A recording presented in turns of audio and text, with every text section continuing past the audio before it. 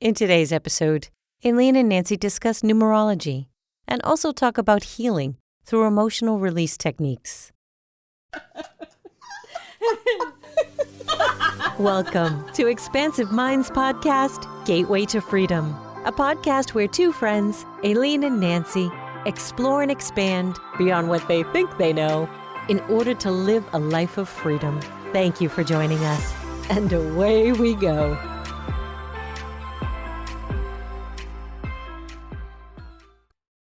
Good afternoon. Hi, Nancy. Happy Friday. Happy Friday to you, too. Thank you. Yes. Looking forward to the weekend. Mm-hmm. Oh, because Gabby. I have a big thing for, Gabby. Yeah. I have a big thing. It's all about me because it's my daughter. This is what we mothers do. Gabby has the Miss Massachusetts this weekend. So fantastic. Very excited for her and for all the girls. I mean, I just think that is a very courageous thing for these young ladies to be doing. A lot of them use it as a way to work through maybe image issues or self-confidence issues or even just platforms to speak their truth. Mm-hmm. And it's a lot more, I think, than what I used to think of a quote-unquote beauty pageant was when I was a kid. Now right. that I've seen people up close with it, I just think it's a beautiful mechanism for them to, like I said, either face their fears or celebrate who they are. And they're very supportive of each other, those gals, too. So it's really nice. Mm-hmm. Yeah, so wishing all those gals at the Miss Mass competition love and light this weekend. Yeah. So I was saying when we first sat down before we turned on the microphone what we wanted to maybe talk about. And you had started talking about a pain in your back and how you were able to release that through realization that it was kind of an energetic thing. And once you made peace with whatever emotion was blocking that, you felt better. And I said, it was just making me think, I recently read the Emotion Code. So that's something, that book might be something worth discussing. But I came here with the intent of thinking I wanted to talk numerology. Mm-hmm. Not that I know much about numerology other than just I have Doreen Virtue's Angel Numbers book. And so when I see numbers repeating, I'll look them up and see what that means. So my understanding of it is it's one of the ways in which your angel, soul team, spirit guides, whatever, has of communicating with you, of catching your attention.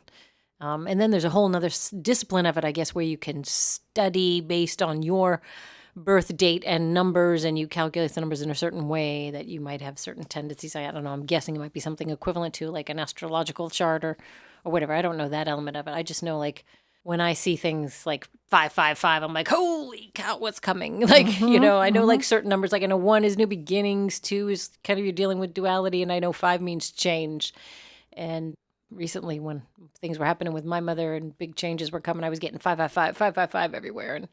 But yeah, so repetitive numbers, sequences of numbers, I think when you see them in patterns, whether it's on your microwave or on a license plate, or you just happen to look at the clock at a certain time or a street address, I think it's worth paying attention to. I think it could be very indicative that your soul team is trying to communicate with you. Mm-hmm. Yeah, there's a lot of ways that people use numbers and assign numbers to a meaningful way to learn more about themselves and their path. So when it seems like numbers started to really hit mainstream attention, 1111 was the big number that people would see it on their clocks. Happen to look and at it, yeah.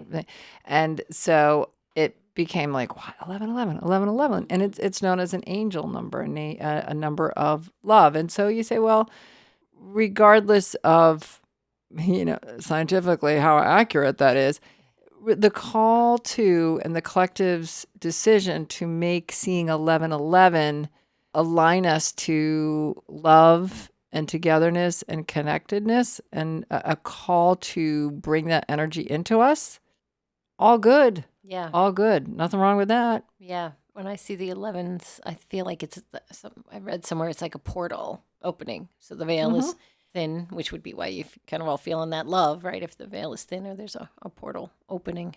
Yeah. Mm-hmm. And the birth date piece is, it's about figuring out your life path number. Okay. So it has to do with adding your the month and the day of your birth date separately. Then you add the numbers of your birth year, Okay. and then you add them together. Okay. So those things that can be Google, and then you get a number that is your life path. Oh, Yeah. fun. So oh, and I also wanted to talk about. We're gonna make it talk, Rennie. Enneagram. Enneagram? Okay. Enneagram. Is that how you say Enneagram. it? Have you done Enneagrams? I have not. Oh, okay. So that is another way that numbers are used. And there's personality types, and you have there's 9 interconnected personality types, and you can go through and take this test and find out what personality type you are and your sign. There's a number for your type of personality. I've never done the Enneagrams. So there are lots of ways that numbers, again, are connected to speaking to ourselves, getting wisdom, and connecting. Yeah. If you're constantly seeing a number, Right. Google it. Google it. Yeah. If Have you're fun. feeling drawn to it. Yeah. Mm-hmm. Yeah, exactly. If Yeah. it feels really poignant, like you said, you're drawn to it, which to me goes for anything. If something seems that it's jumping out at us stronger, we have to pay attention to it. Sometimes I'll talk to clients and I'll say, you know what, go to like Whole Foods or a natural food store, go to the Bach flower remedy section. Don't read anything. Don't look, don't read. Just walk up, because they're little bottles of flower essences. Yep. And when you look, I say to people, when you look, one will really jump out at you.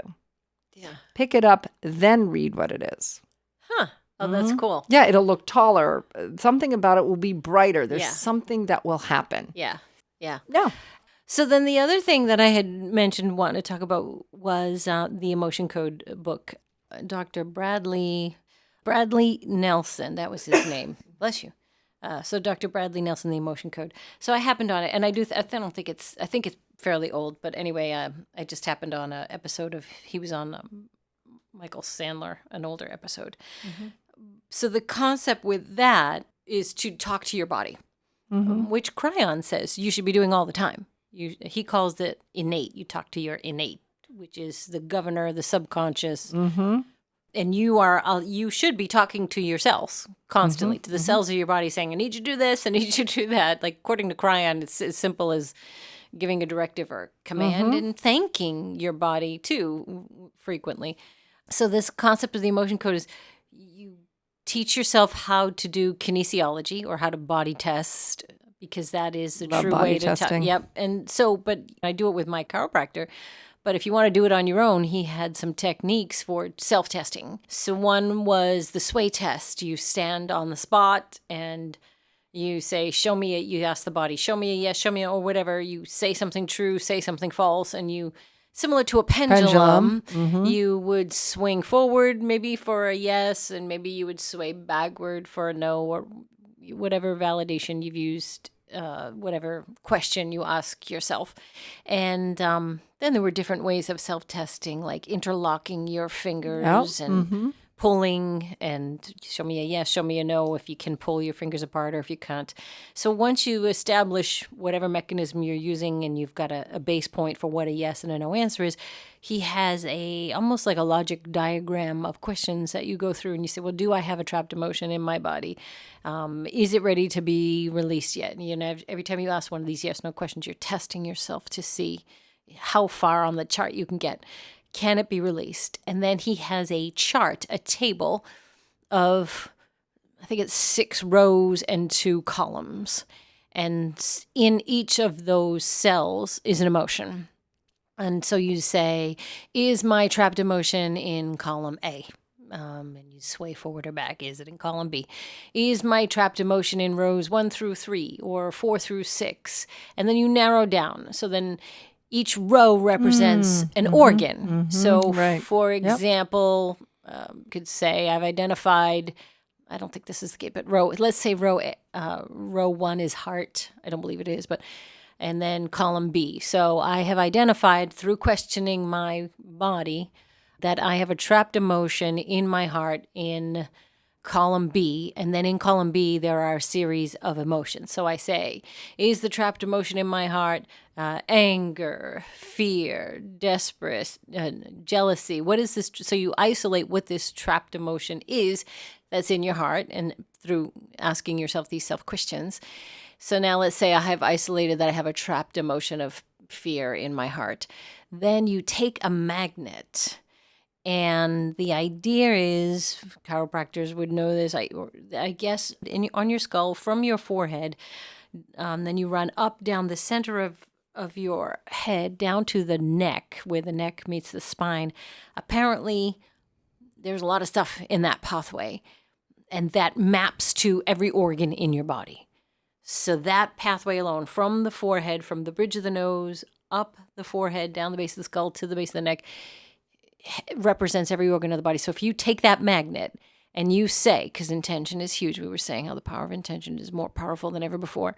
You take that magnet and you say, I now release this trapped emotion that I found in my heart, this trapped emotion of fear, I let it go. And you run the magnet over your head 3 times. And there's more to the questioning. There's even like, it could be ancestral. It could be past life. Right. And if it's ancestral, you rub it 10 times, magnet 10 times. But so the concept is you identify that there's pain in your body, or there may not be pain. It might just be there and you don't even know it because it hasn't manifested in pain yet. But that you then release whatever that trapped emotion or energetic thing is, and the pain goes away. Like the reason I even brought this up, because you wanted to tell the story that you were telling me about your back. That I was having pain in my lower back, but it was different than other pains I've had. I've been in a car accident, I played sports. So there's those kind of things. And this one was You're different. aware of your body. Yeah. Exactly. And this one was different. And I had my acupuncturist work with me. She did a great job. And then I like to sleep sometimes with golf balls underneath to break open those muscles, because I know it's just muscle tension.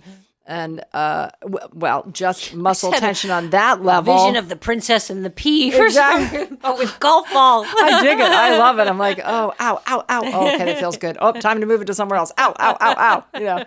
And while I'm ow, ow, owing, Your poor I'm also husband, talking John's like, into it. what the hell are you doing over there? He knows. I'm like, honey, I'm grabbing the golf balls.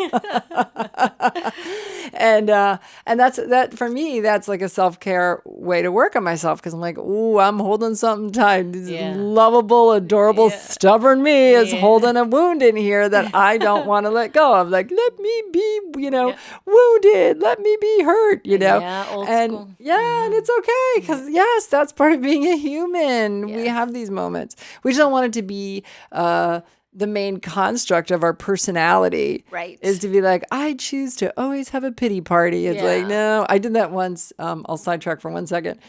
Many years ago, I identified that I had a vibration of pity in my system. This was like 30 some odd years ago. And I thought, oh, that's pity. And because I do love the English language, I do love a dictionary and a thesaurus, love it. I, over the years, is one of my tools, is when I identify a vibration in my body, and I know on some level, like in my little brain, my cute little human brain, I'm like, ooh, that I don't want to have pity in my body. However, I know I don't viscerally completely understand that yet, because it's in there for a reason. Right. I like implanted it in my system. And so I can't just do that with my head, with just my little brain thinking, right? So I go to a dictionary. And so when I open the dictionary to the word pity, I said, I'm going to look this up. Do I really want this? So I read the definition of pity, and I just kind of was like, no, that's not me. I don't want that. That's not me. So even for me, by reading the word out in front of me, it drew out the concept of pity out of my visceral body, out of my identifying it, out of me implanting it in my system. And it's almost like I put it back in the dictionary. That is cool. And closed the book, and I was like, done. Made some space. Yes. And it was a way, again, because we are tangible humans. So we do need tangible tricks and tangible strategies to do it. So this one in particular, when I was working on my back, and my acupuncturist Erica helped, and then I did the golf balls, and more was coming out. And I knew there was a little bit more because it was still there, and it showed up more. Our bodies are smart enough sometimes to not have things hurt that get in our way, that are too hard for us. So this doesn't hurt in the day for me. It doesn't hurt at all. It hurts when I lie down at night. which is like, oh, Aileen, that's so funny. You're so smart to Yeah. not have it hurt and get in your way of Yeah. driving and boating and working, all that Yeah. stuff I do. But at night, and because that's also probably when I can pay attention to it more. Yep. So last night in particular, I felt that I couldn't go to sleep. I don't get stressed when I don't go to sleep. I'm more like, oh, I'll just let my mind do stuff. And so I got out of bed and snuggled with my dog down the couch because Well, they're dog, healing. dog loving. Yeah, yeah, that's healing right there. Just patting a dog. So I allowed, I guess this is also important to say, I did not think too hard on it. I did not attach to needing an answer. Okay. It was more like, if you imagine slowly walking into a pool of water. Okay. So you just kind of start walking down the steps and, you're like, oh, what's the temperature? What's this experience? I'm just sort of like, Okay. moving around in this. So I was just kind of like moving around like, oh, what do you want to show me? Hey, just kind of looking and talking to other parts of my body. Like, do you want to show me an image? Do you want to give me a word? What is it that you'd like? And I just said to my body, I'm attentive. I'm paying attention to you. There's no shame or blame. I'm not angry with myself. If you want to talk, I'm going to be in my best place to listen. Okay. And then kind of on and off, I faded in and out of sleep during the night. I could feel something really important was happening, and I was very happy. So let's say I was present. I was happy with the feeling, the essence of information coming up, even though I cognitively didn't see anything. Okay. It didn't matter because on some level I could feel it. And I know my trust with my friend Erica, who did acupuncture over a week ago, and then me with I'm like, oh, we're getting there. That's the other thing is like, we're getting there, right? It's okay. We're getting there. And this must be something that I'm holding on to, like a child would hold on to a security blanket or a stuffed animal. Yeah. I'm not going to rip that out, Right. Or be like, you better figure that out, or you're not spiritual enough because you have a backache. It's like, no, like I'm like, fine. So, that is huge, though, because I do think that's something that we can do to ourselves. Well, if I was balanced, I was just listening to a cryon this morning. He's like, balanced people are well. They don't get sick. I'm like, well, yeah, but we blip, right? Yeah, we're human. We're also humans. We're like these hybrids. Like, remember, we're hybrids, And just going to Star Trek, you have Spock, who is a Vulcan and a human, it's like, whoa. Like, I think that's such a great thing for us to be like, oh, I'm this and that. So as I was lying there, it was like, what was most important is to have a loving conversation with myself. Okay. And then I woke up, I was coming in and out of it. And all of a sudden I thought, oh, and this is what it felt like to me.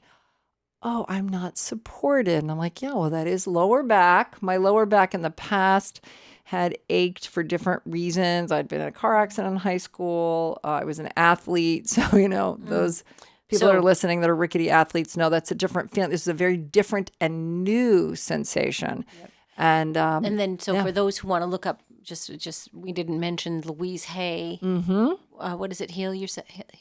It's great stuff. There is a chart in the middle of that Louise Hay book, Heal Yourself, that says if you are experiencing symptoms in various parts of the body, it could mean an indication of certain blockage and emotional, elemental, and Google energetic. It. You can Google it. Yeah. And the lower back is why a lot of us get hurt in our lower back. Lower back, I learned one thought on that is when it goes out, it's like we're not feeling good foundationally. And it's like the rug got pulled out from under our feet. And so if that happens, you're like, whoa, and it can. And so mine was a bunch of things, stories, narratives coming to a head, which were very human-based and understandable. That's the other thing. Let's not be so hard on our human-based thinking. Right. It was created because it was created. That made sense the way we created it. And then we come to a point where like, oh, I don't want that to be my narrative anymore. And that's when sometimes some pain can occur. Yeah. So I thought, oh, this is interesting. I have this concept that I'm not supported. I haven't been supported. I'm like, oh, well, that's interesting. I would like to get rid of that. I think that that's not true because I'm missing something. Okay. I'm missing something. So I talked to John this morning a little bit about it, told him about it. And I said, and so I got to talk it out with him and to say, well, I can understand that my human part perceived I wasn't supported because even as a child, I had a very strong spiritual, psychic kind of way that I was. And so I appeared to, quote unquote, stand out. I was always comfortable with who I was. And yet here was this thing resonating coming out of my back that was like, oh, and what is it that you mean for support? What did you think you missed out on, Aileen, that you think you weren't supported? And so I got to reflect on that and make some changes and some shifts that then was like, oh, and then John was sweet. He said, I support you. And I said, yes, I know you do. And I'm going through a process right now to mature my thinking, mature my emotions, mature my spirituality, to move past an old human ego-based concept that I wasn't supported, which technically we can look back and go, yeah, it looks like you weren't supported in that. Well, that's the emotion code book says that the reason these things can get lodged. So at the time of trauma or something that you might have perceived as a trauma. So Correct. your body's job when you're in that fight or flight trauma mode is to get you out of danger and then get rid of all the chemicals and hormones that were associated with the dangerous circumstance. But sometimes, even when you get out of the dangerous situation, if you're still not settled, it's still your body's job to get all these chemicals, which are a thing, an energetic thing, as well as a chemical thing, and they can get trapped in a particular organ in your body's haste to get your system back to steady state. So Absolutely. It can be in there for years. Right. And it can Lifetimes. close up. And even if you think about just on a simple level, not simple, but I was always very aware of what we would call feminist issues since I was a child. I was very aware of social justice situations. I came that way. Yep. Anyway, so if you think about that on all the work in feminism, all of like when NOW came out, the National Organization of Women, all of it, I was very much actively aware of and participating in that. So that could lead to, in part, a story of I'm not supported as a woman. Wow. I'm not supported as a girl. Yeah. So it's not a surprise. So then I want to change that because I want it to be, I am supported. If I'm a microcosm of the macrocosm, which I am, if I carry any victimization, Yes. I'm participating in the collective's concept of victimization. So Yes. if I, as a woman, say, I'm not supported, Yeah. and I believe You're propagating that victim. Correct, Yeah. correct. So by able to switch that in the work, when we think about everything Serving that's all. going on in the world, if I put out in the world, I am supported. Beings, guides, guardians, humans will show up to support me either in this 3-dimensional 5-sensory form that I recognize in this way, or in their multi-dimensional form. Yes. So if I know that I'm supported, and what does feeling supported feel like? Yes. And identifying how I am supported all the time, and I look for the clarity of being supported, Yep. I switch it for myself and for the collective. Yeah. Awesome. Yeah. It's funny because these things can be embedded from the most bizarre circumstances, Exactly. or just as we are moving through time and space with other people. I had an extraordinary and interesting, and I didn't even know this could happen when I was playing with the emotion code for the first time, and I moved some things out and stuff. Then there was one point where I had identified betrayal in whatever organ. And as I'm asking these questions, these yes/no questions to narrow down, somehow it ended up being that it was actually, I said, is it mine? And they said no. So I'm like, oh, okay. Is it an ancestor? Did you go through this line of questioning? Narrowed it down to it was my father. And I'm like, really? Somehow I have, or what Eckhart, I guess, would call a pain body, or somehow one of my father's feelings of betrayal got stuck in my system. And then you ask in this line of questioning, do I need to know more about it? And it was the most bizarre thing because they talked me through a situation in which, as my father was aging things happen, and maybe sometimes forgetting things. And when my auntie died, my dad wanted to use some of that money to pay off the mortgage. So my sister and I, being the good daughters we were, we got the paperwork done and we paid off the mortgage. Well, my dad looked at the checking account one day and saw, hundreds of thousands of dollars money. gone and accused my sister and I of stealing it. Oh. And it didn't last long. Right. But it was still like, that hit him. Oh my God. That hit him. Yeah, because his daughters, his bride. So that was where, and somehow it got, and in his anger at me, I believe, because he believed I was the one who betrayed him, I ended up using this emotion code, finding this So cool. Amazing. So cool. Right? I love that's such an important story you just told. So important. Because it's not in the, there's no constructs. We're energy, like you say. Yes. It's floating around everywhere. I'm not saying you need to be on guard, but open-minded that you are to tend to your energy body and communicate with it and know that doesn't mean it's something you did wrong or you didn't process. You could have just assumed someone else's stuff. Absolutely. Empathically, Yep. ancestrally. And definitely ancestrally and even past lives. Absolutely. Your own past life stuff. Uh-huh. Yeah. That was a bizarre one for me. That's so great. Yeah, it was right. It's like half of us is going, oh my God. And the other half is like, wow, this is incredible. Yeah. Half of us is freaked out, like, holy shit. And I was like, cool. Yeah. I'm the scientist. This is amazing. It's like if you ever cut yourself really bad. Like one time I cut myself really bad, like I hit a pulse point and blood was splurting. And I'm like looking at it going, oh my God. And I'm like, wow, that's pretty cool. This thing is spraying up to the ceiling. Jimmy goes, hun, you better not go missing or the police are going to come here and think I killed you. There's DNA on the ceiling. You wouldn't believe it, but my wife is a scientist. And thought it was so cool when the cut on her hand was spraying up from the sink to the ceiling. Yeah, funny. This reminds me, though, I have friends who are sick. Like, we don't want to be sick. And why? What is that phenomena, though, where my friend will talk to herself and say, okay, I get it. I'm not processing something. Hello, I'm not in balance. Yes. And Dis-ease. I'm ready to be well. So let it go. And why sometimes? So here's a perfect example of that. I'd known this guy for a really long time, and he had this pain in his shoulder that really hurt. And he'd gone to multiple people, couldn't figure out what it was. So I was working on him. And as I was working on his shoulder, I all of a sudden saw his grandfather. And his grandfather had died a long time ago. And so I'm working on him. Like, and it was one of those people where I thought, oh, is this going to be weird if I bring up? Like, I'm sensing your grandfather in your shoulder. And What's so I did weird about that? Hopefully nothing if you're listening to this podcast. This is just how we talk.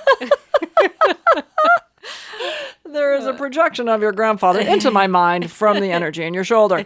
So I gently sort of mentioned something about his grandfather. I was like, oh, well, I don't know how I pulled it off. And then he said, oh, and then he told me a story that I would imagine he didn't tell too many people, which is that his father had beat him a lot when he was a child. And his grandfather lived nearby. And his grandfather mostly always managed to show up when his dad was beating him and would just, kind of look at his father and say, we're going out, and would take. You'd interrupt the beating. Yeah. Didn't, it was old school. So the grandfather didn't, wasn't going to call DSS or any of that stuff. It was just the grandfather's way of doing that.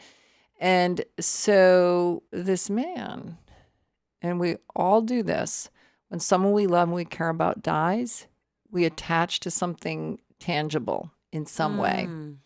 And so this man kept the energy of his grandfather in his shoulder. Wow. And after a while, if we keep someone else's energy in our shoulder, we hold on to something too tight in our body, it will end up hurting. And so at this point, it had, hit a crescendo. It was like too much. And yet he wasn't ready, nor was it the right time, obviously Sam is not ready, for him to release his grandfather from his shoulder. That is so interesting because the two women that I am thinking about were, well, my auntie who had passed, but she got diagnosed with cancer and MS after her husband died. But my current friend is a widow, and this particular ailment flared up after her husband died. Huh.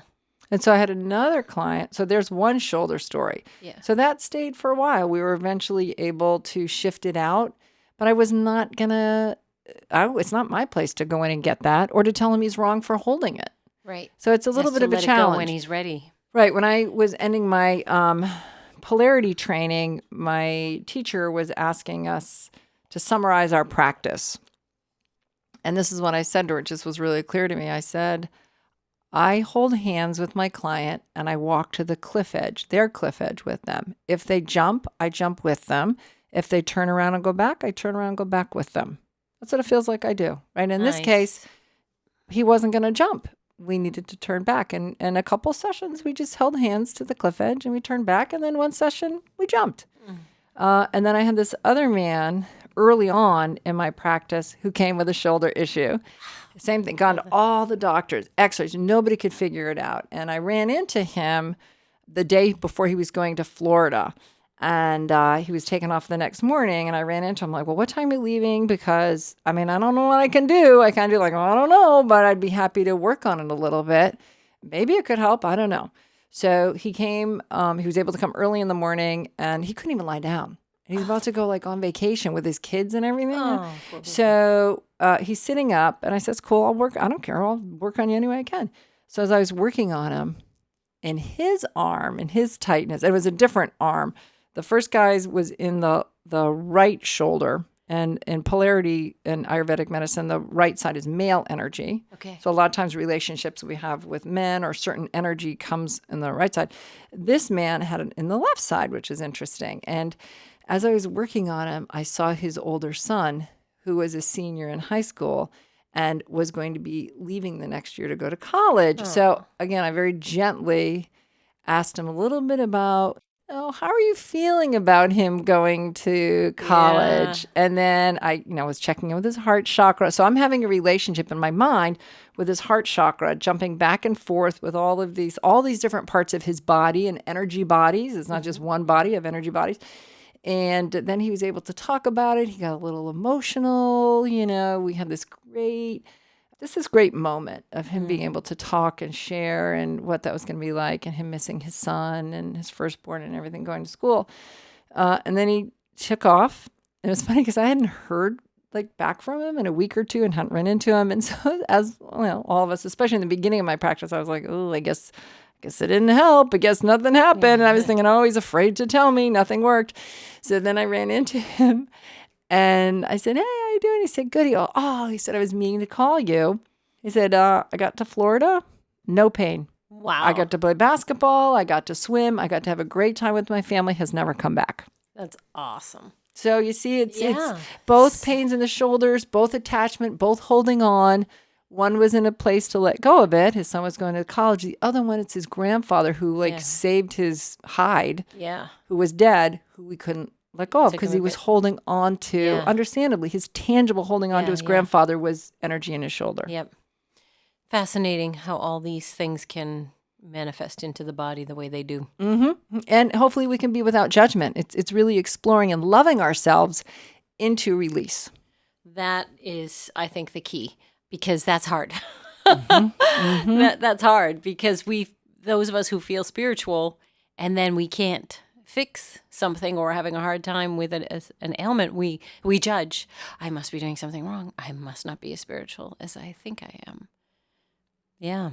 Mm-hmm. And so I guess the answer to that, like you said, is self-love. Mm-hmm. Mm-hmm. Get rid of grading ourselves. You don't get an A+ or a D-. You don't fail. It's impossible to fail. It's not possible. Failing would mean there's no movement. That's impossible. There's always movement. Failure isn't really an accurate word. I think we should just completely get rid of it. That's that duality thing of judging something as good or bad. It just is, and then there's that trust that I'm experiencing this in this manner for whatever reason. Mm-hmm. Yeah, failure is the opposite of more to be revealed. Yeah. Failure means it's done, it's stopped, it was terrible, kaputs. Bleh. No, that's not true. Anything can move. Awesome. All right. So as we wrap up then, so the lesson is that we take into the week with us. Is to practice talking to your body with love. Those pieces that feel achy, that are acting funky, that have your attention, not to go in hard and scolding and shaming. Or in your head. Don't be in your head. I think the fact that you worked on your body while you were drifting off to sleep, there's very little resistance there, and you're more connected to source in From that your heart. sleepy state. Yeah, you're in the heart. Work on it. Energy work comes from combined synergy of our heart chakra and our solar plexus, which is passion and your heart. The brain. The heart is the brain. Yeah. Good stuff. All right. So as always, until next week, more to be revealed. Thank you for joining us on Expansive Minds podcast, Gateway to Freedom. Until next time, more to be revealed.